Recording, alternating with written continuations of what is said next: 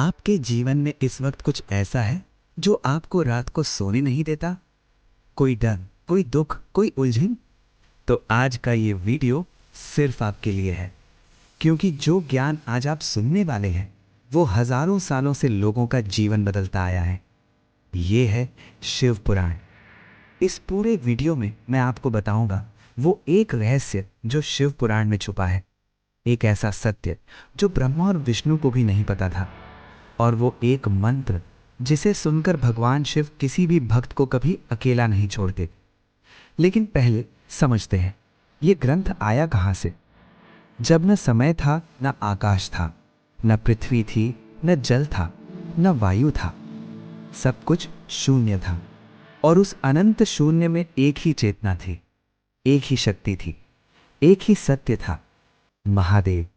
वही आदि हैं, वही अनंत हैं, वही इस सृष्टि के पहले थे, और जब ये सृष्टि खत्म होगी तब भी वही रहेंगे। हजारों वर्ष पहले नैमिषारण्य के पवित्र वन में 88,000 ऋषि मुनि एकत्रित हुए थे। उनके मन में एक ही प्रश्न था, इस जीवन में इतना दुख क्यों है? मनुष्य जन्म लेता है, कष्ट पाता है और चला जाता है, क्या इसका कोई मार्ग नहीं?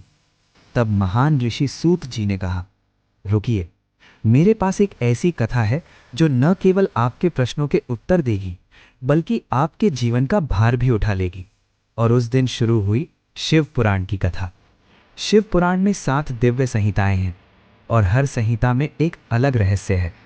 पहली, विद्येश्वर संहिता, ये बताती है शिवलिंग की पूजा से मनुष्य के जीवन में क्या चमत्कार होते हैं। दूसरी, रुद्र संहिता, ये वो कथा है जो हर भक्त को रुला देती है, शिव और पार्वती की अमर प्रेम कथा। तीसरी, शतरुद्र संहिता, शिव के वे रूप जो आपने कभी नहीं सुने।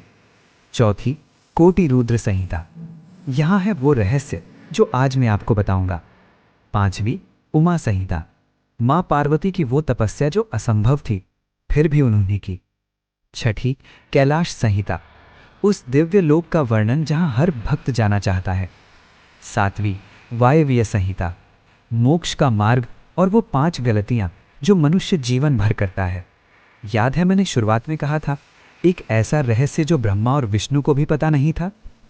कोटि रुद्र संहिता में ये कथा है, एक बार ब्रह्मा जी और विष्णु जी में विवाद हो गया, कौन सर्वश्रेष्ठ है।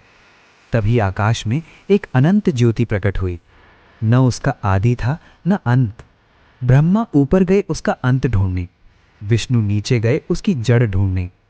हजारों वर्ष बाद दोनों वापस आए खाली हाथ, क्योंकि वो ज्योति स्वयं महादेव थे, जिनका ना आदि है ना अंत। और उस दिन सिद्ध हुआ कि शिव ही सत्य हैं, शिव ही अनंत हैं, शिव ही ब्रह्म हैं।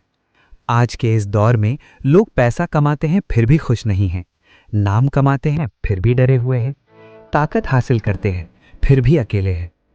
शिव पुराण इसका उत्तर देता है, धन से बड़ा है धर्म, शक्ति से बड़ी है भक्ति, सफलता से बड़ा है सत्य।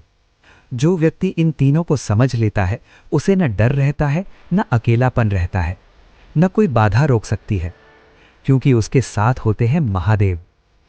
कहा जाता है, जो व्यक्ति सच्चे हृदय से बिना किसी स्वार्थ के सिर्फ प्रेम और विश्वास के साथ शिव पुराण की कथा सुनता है, उसके जीवन में धीरे धीरे जो टूटा था वो जुड़ने लगता है, जो खोजा था वो वापस आने लगता है, जो डर था वो मिटने लगता है।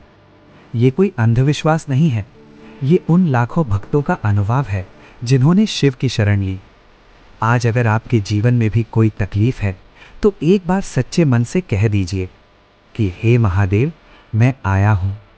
अगर आज इस कथा ने आपके मन को छुआ तो एक काम कीजिए, सिर्फ लिखिए ओम नमः शिवाय। ये आपका संकल्प होगा कि आप शिव की शरण में आए हैं। और अगर आप चाहते हैं कि शिव पुराण की हर कथा आप तक पहुंचे तो अभी घंटी दबाइए, क्योंकि अगला वीडियो है वो कथा जिसे सुनकर स्वयं देवताओं ने शिव को प्रणाम किया था। हर हर महादेव। अगले वीडियो में हम जानेंगे वो रात जब समुद्र मंथन से हलाहल विष निकला, जो इतना भयानक था कि उसकी महक से ही प्राणी मरने लगे। देवता भागे, दानव भागे, ब्रह्मा और विष्णु भी घबरा गए।